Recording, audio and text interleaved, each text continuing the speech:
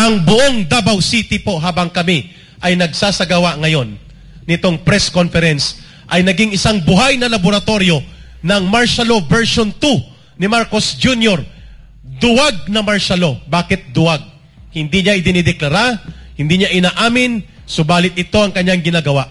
Ito, ang martial law laboratory ni Marcos sa Davao City ay isang political persecution, isang personal vendetta upang ang kanyang mga perceived political enemies at mga kaalyado ng kanyang perceived political enemies na tinitingnan niyang kasama doon sa mga grupo na malapit sa mga Duterte ay kanyang gustong lumpuin at igupo.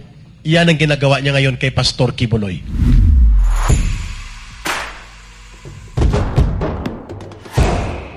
Two days from now, papasok na po sa ika-6 na pong araw, 60 days, simula ng nilusob ng state terror instrument ng Philippine National Police ang prayer and worship compound ng Kingdom of Jesus Christ.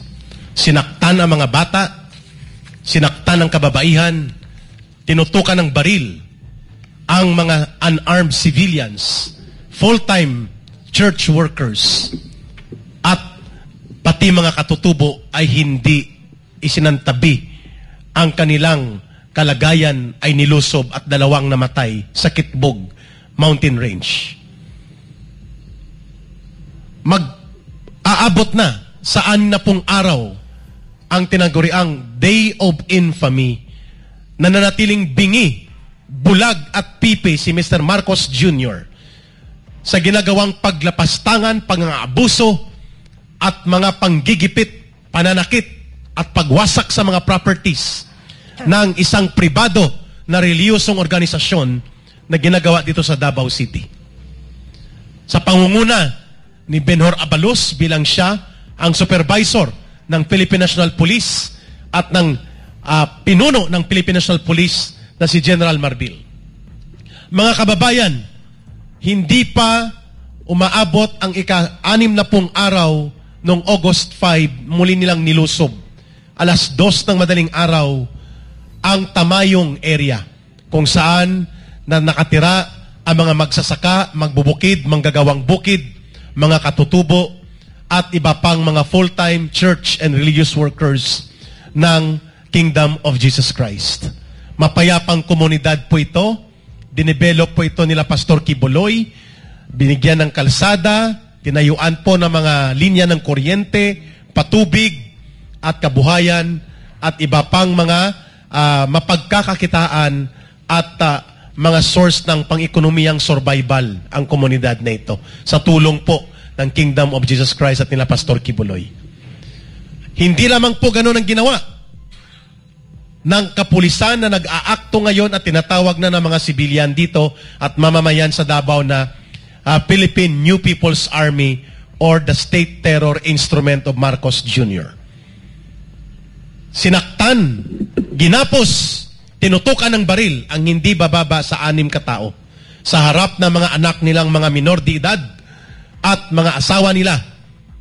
Sila'y kinaladkad palabas sa kanilang bahay 2:00 ng madaling araw na parabagang panahon ng gyera ng Hapon ay sumakop sa bansang Pilipinas at ang mga Gestapo at Nazi Army ni Hitler ay sumakop sa iba't ibang bahagi ng Europa at walang kinilalang batas. Ang buong Davao City po habang kami ay nagsasagawa ngayon nitong press conference ay naging isang buhay na laboratorio ng martial law version 2 ni Marcos Jr. Duwag na martial law. Bakit duwag? Hindi niya idinideklara, hindi niya inaamin, subalit ito ang kanyang ginagawa.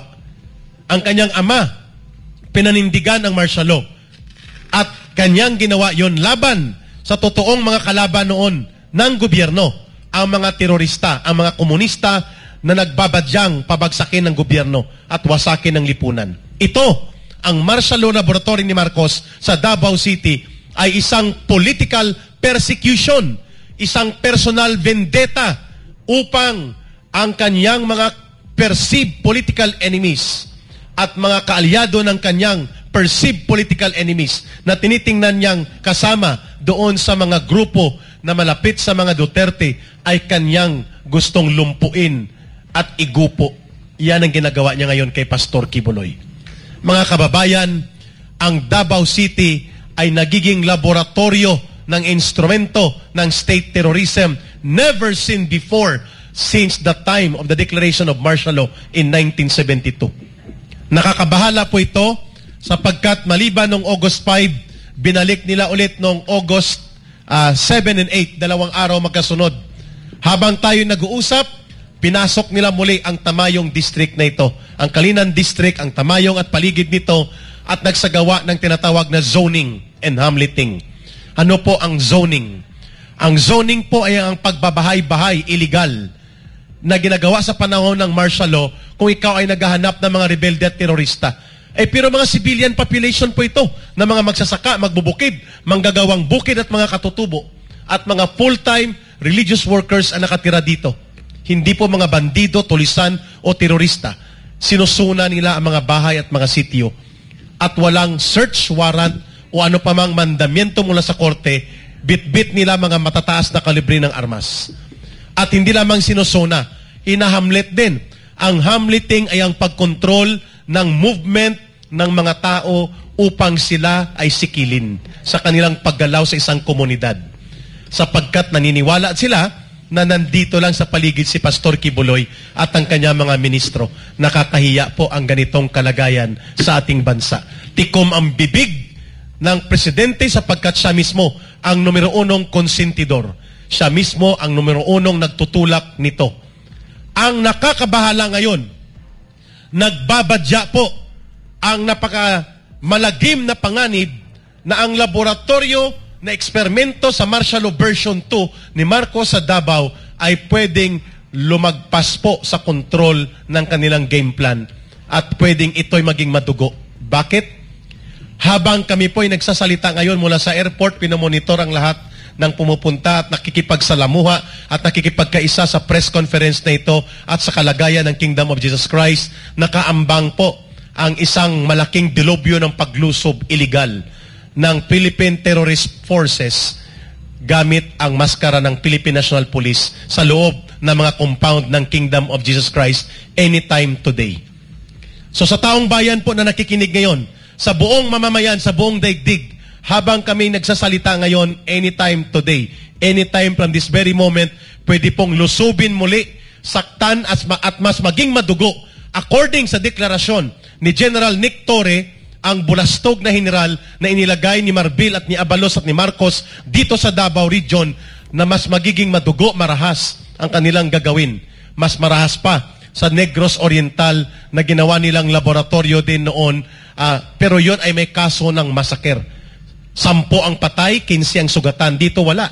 Mga suspects lang po ito, mga religious leaders ito, hindi pa nabistahan ng kaso at sila po ay suspetsado lamang sa mga kasong hindi pa nalilitis. Subalit ngayon ay naghahanda ng halos 650 na tropa hanggang 1,000.